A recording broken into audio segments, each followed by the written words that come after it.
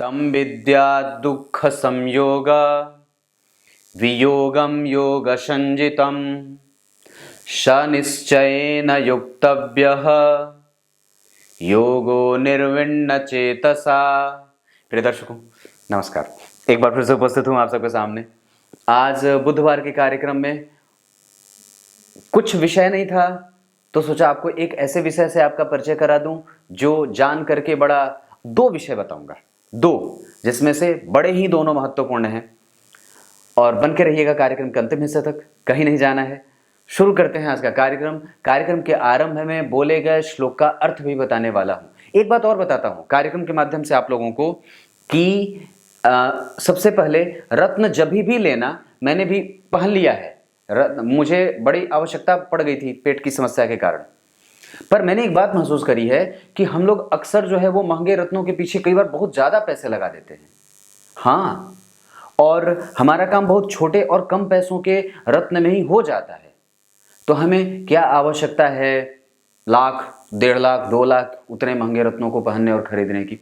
आपको बताऊं एक बात, रत्न में बड़े काटते हैं लोग, बड़ी कट्टन पिट्टी होती है। यहाँ पे जिस तरीके से लोग बोलते हैं ना कि कपड़े का कोई वो कीमत नहीं है, मैंने ये बात तब समझी। मुझे रत्नों का बहुत ज्यादा अनुभव नहीं था और मैं रत्नों पे भरोसा भी बड़ा कम ही करता हूँ, सीधी सी बात है, पर मंत्रों पे करता हूँ। पर जब रत्न के निकट जैसे जैसे मैं निकट आता गया वैसे वैसे ये बात मुझे पता चली कि नहीं, इस क्षेत्र में बड़ा झोल है और बड़ा मतलब लूट है। तो सावधान होकर के ही खरीदना।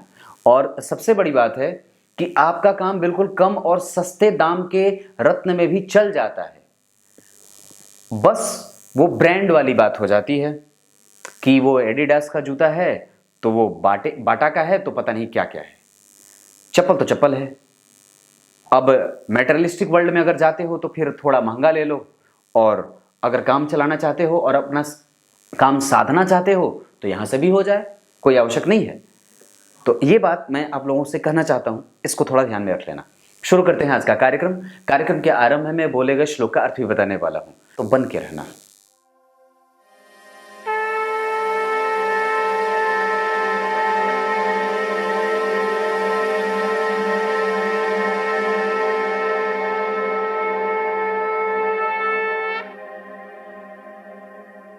आइए आपको सीधे उन दो महत्वपूर्ण बातों से आपका परिचय कराता हूं। 2 लाइन की बात है और कार्यक्रम यूं बस खत्म। आपके जन्म का नक्षत्र क्या है पहले उसे देख लीजिए। आपके जन्म का नक्षत्र मान लो अनुराधा है और आपकी कुंडली में अनुराधा नक्षत्र में आपका मान लो जन्म हुआ।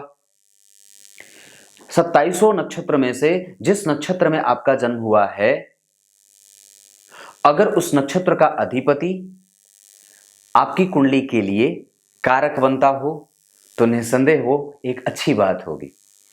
और कारक कैसे बनता हो, अब जैसे यहीं पे इसको ऐसे जोड़ के रखते हैं। मान लीजिए आपकी कुंडली में चंद्रमा जो है वो बैठे श्रवण नक्षत्र में, श्रवण नक्षत्र में बैठ गए, और आपकी कुंडली अगर बन जाए वृश्चिक लग्न की, तो वृश्चिक लग्न की कुंडली पे बनेगी, यानी कि यहां 8 नंबर लिखेगा और 4 नंबर फिर यहां लिखेगा। तो सोच के देखिए कि जिस नक्षत्र में आपका जन्म हुआ है उस नक्षत्र का अधिपति अगर उस कुंडली में कारक हो जाए, ये बात मैंने किसी कार्यक्रम में भी कही थी कि अगर उस नक्षत्र का अधिपति उस कुंडली के लिए कारक सिद्ध हो जाता है, और साथ ही साथ अगर उस कुंडली में वो कारक होने के साथ साथ उसकी स्थिति और भी अच्छी बन जाए, तो निसंदेह जातक जन्म से ही भाग्यशाली सिद्ध हो जाता है। ये पहली बात थी। और दूसरी बात, जन्म कुंडली के कोई भी लग्न के लिए, किसी भी लग्न की कुंडली हो, आप 12 लग्न में से जो भी लग्न आपके हो, अगर उस कुंडली का कारक प्लेनेट सिर्फ केंद्र में बैठा हो, त्रिकोण से भी ज्यादा महत्वपूर्ण, अगर केंद्र में बैठ रहा हो और त्रिकोण भाव के अधिपति से देखे जा रहे हो या दृष्ट हो, तो ये जातक को जन्मजात भाग्यशाली बना देता है और इसका प्रभाव बहुत ज्यादा पड़ता है। एक बात और है, कई बार लोग ये कहते हैं जैसे कि ग्रह अगर नीच का है बैठा हुआ तो जहां वो देखेगा तो वहां पे उसकी उच्च दृष्टि पड़ जाएगी। ऐसा नहीं है। अगर ग्रह स्वयं असंतुष्ट होकर के बैठा है तो उसकी दृष्टि भी असंतुष्टि वाली ही होगी। यह तीसरी बात है। आपको ये बात हमेशा ही याद रखनी होगी कि अगर आपकी कुंडली में कोई ग्रह उच्च का बैठा है तो उसकी दृष्टि हमेशा प्रसन्नचित्त और प्रसन्न करने वाली होगी। अगर वो ग्रह नीच का होकर के बैठा है तो निसंदेह उसकी दृष्टि कुंठा से ग्रसित और परेशान करने वाली होगी।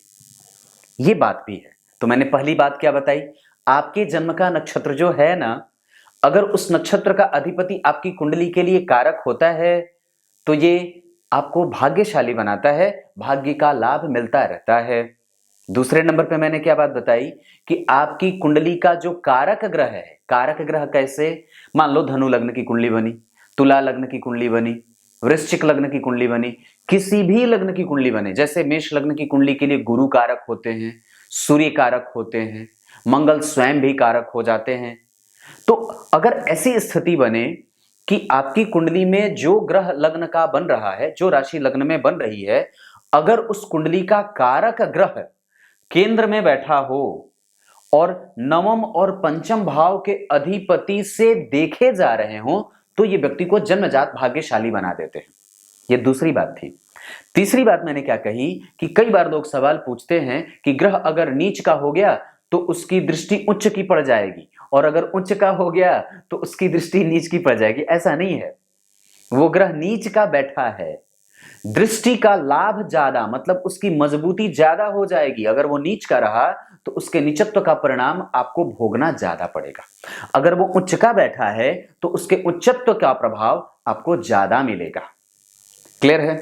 चौथी बात कि अगर कोई ग्रह लग्न कुंडली में नीच का हुआ है और नवांश कुंडली में भी नीच का हो रहा है और अन्य वर्ग चार्ट में भी, जैसे मान लो लग्न में भी शनि नीच का हो गया, नवांश में भी नीच का हो गया, दशमांश कुंडली में भी नीच का हो गया, D7 चार्ट में भी नीच का हो गया, हर जगह और प्रत्येक जगह उसकी स्थिति नीचता नीचता को ही प्राप्त कर रही है, तो ये व्यक्ति को, अब ये कोई आवश्यक नहीं है कि खाली उसी ग्रह की बात करें, प्रत्येक ग्रह के बारे में, चाहे सूर्य हो, चंद्रमा हो, मंगल हो, शनि हो, राहु हो, केतु, कोई भी ग्रह अगर एक ही पोजीशन बरकरार रख रहा है, इसका मतलब है कि वो बलवान हो रहा है वर्गोत्तम हो जाने के कारण।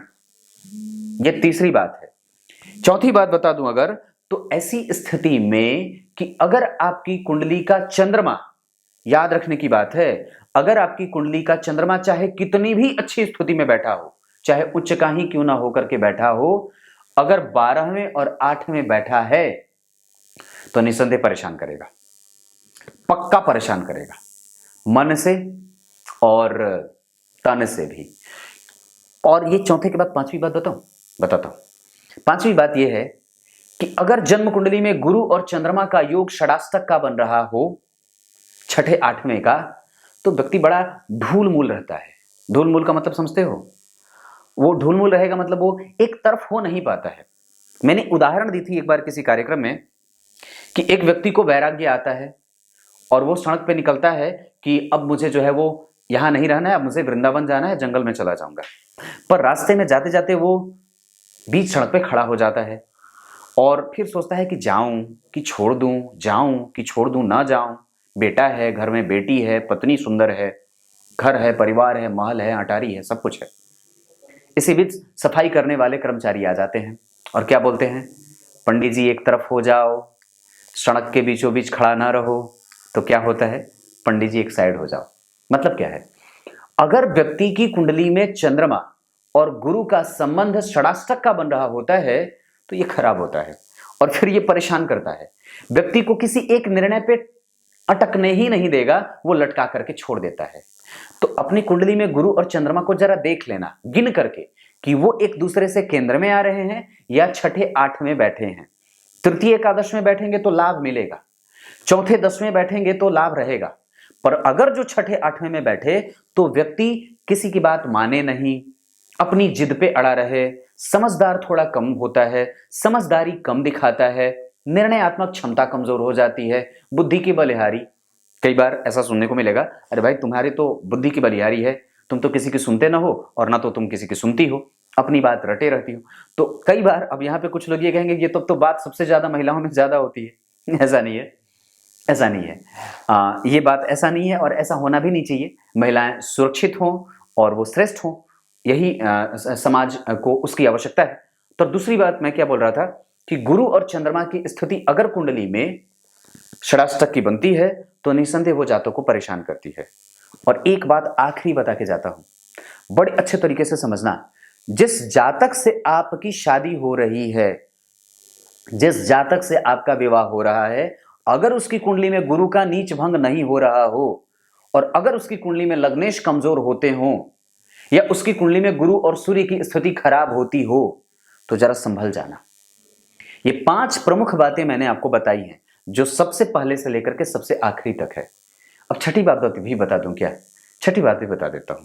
छठी बात यह है कि अगर जो व्यक्ति की कुंडली में ग्रहण दोष लगेगा, बड़ी अजीब बात है, अगर जो व्यक्ति की कुंडली में ग्रहण दोष लगेगा तो इसका मतलब यह नहीं है कि वो संपूर्ण ग्रहण दोष होगा।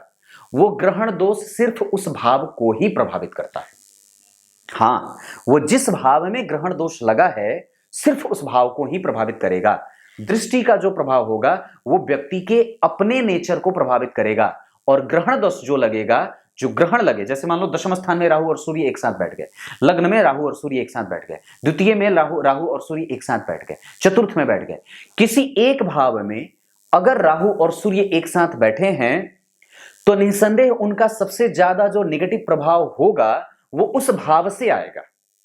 अलग बात है कि उसका प्रभाव उसके व्यक्तित्व के से भी आएगा, क्योंकि वो सूर्य है तो जरूर उससे उसका संबंध बनेगा, लेकिन वो उस भाव को सबसे ज्यादा प्रभावित करता है, पक्की बात है। और वो उसमें अगर जो उसकी कमजोरी आएगी तो चूंकि सूर्य पिता और आत्मा का कारक होता है तो इन दोनों को वो ज्यादा प्रभावित करेगा। सूर्य के अंतर्गत खाली एक ही चीज नहीं आते, कई चीज आते हैं। आपका धर्म, आपका नैतिक पतन होना, आपके नैतिक तत्वों का मजबूत होना, आपका आध्यात्मिक होना, आपका महत्वाकांक्षी होना, आपके चित्त का स्थिर होना, आपके जीवन में बैलेंस का बनना, आपके जीवन में लक्ष्मी का आना, आपके जीवन में व्यक्ति के साथ आपके संबंधों का प्रभाव कैसा है ये बनाना, आपके साथ आपके आत्मविश्वास और आपका आत्मबल कितना है, आपके आत्मा की शक्ति आपके साथ कितनी मजबूती से उपस्थित है, और आप लक्ष्मी से और अपने आप को कितना राजा बनाते हो। इन सब चीजों पे उसका भी असर होता है। और कोई आवश्यक नहीं है कि खाली सूर्य ग्रहण में होंगे तो इन प्रत्येक चीजों को ही प्रभावित करेंगे, ऐसा भी नहीं है। वो किसी खास चीज पे भी कई बार उसका असर ज्यादा होता है। वो कभी बताऊंगा आगे, वो एक बड़ी चैप्टर सी बात होगी, उसको इस कुंडली में और इस कार्यक्रम में शामिल नहीं किया जा सकता है, वो एक अलग बात है। पर मेरे में कहने का मूलतः मतलब यह है कि ग्रहण जहां जिस भाव में होता है उस भाव को वो सबसे पहले प्रभावित करता है, बाकी के आंतरिक चीजों को वो देर से या बाद में प्रभावित करता है, पर पहले प्रभाव उस भाव का कमजोर करता है। बस इतनी सी बात थी, सोचा आपको बता दूं। अब आइए कार्यक्रम के आरंभ में बोले गए श्लोक का अर्थ बता देता हूं। गीता जी के 6ठे अध्याय के 23वें श्लोक में भगवान ने बात कही है। क्या कही है? दुखों के जुड़ने से जो वियोग करा दे वही योग है। अब इसको जरा समझना। योग का अर्थ होता है जोड़ना, पर किससे जोड़ना? आत्मा से जोड़ना, खुद को अपने आप से जोड़ना। आजकल हमारी समस्या सबसे ज्यादा क्या है?